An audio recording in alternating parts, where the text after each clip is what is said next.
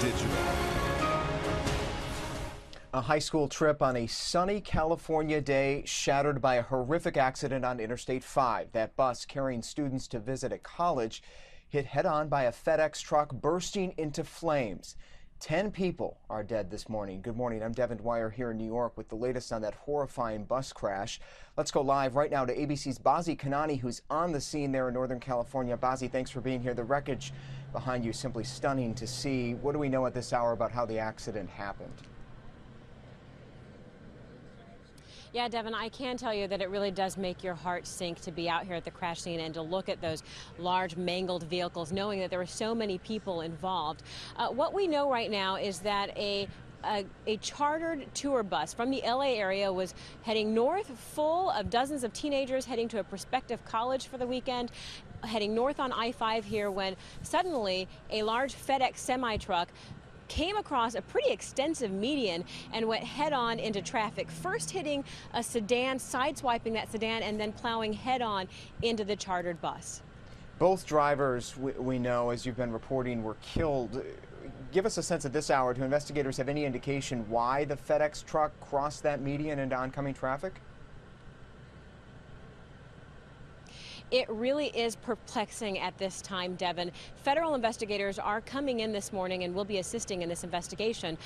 But at this time, there really is no indication of what could have happened to cause that truck to swerve into oncoming traffic. The accident happened last night about 5:30 in the evening, still pretty early in the evening. It was still daylight out, and there was no inclement weather at the time. So heartbreaking, obviously, and stunning to see the images of those fiery explosions. Bazi, give us a sense of how many students were on board at the time, and you've been hearing some stories about how people have escaped. Yes, so the numbers this morning are still being firmed up. So many students involved that it's just taking authorities a little bit of time to sort out who everybody is and where everybody is. But what we know so far is that there were more than 40 people on the bus, most of them students and some of their chaperones.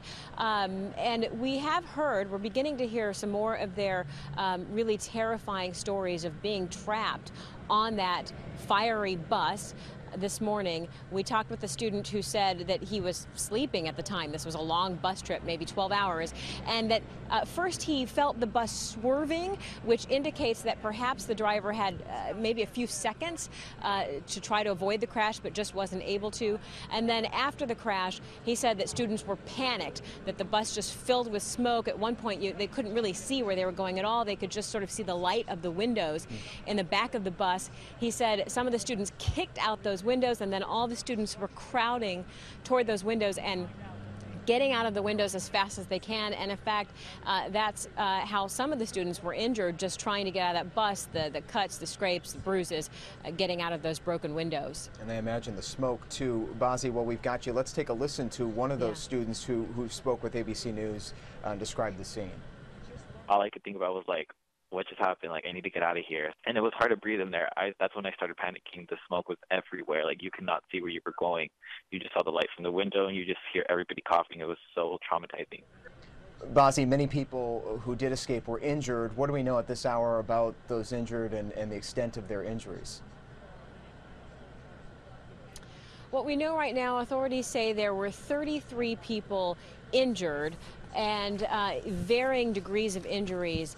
Some of those students managed to escape with broken bones, cuts, scrapes, bruises, but there are others this morning that are still in critical condition, still fighting for their life, and so the death toll may change.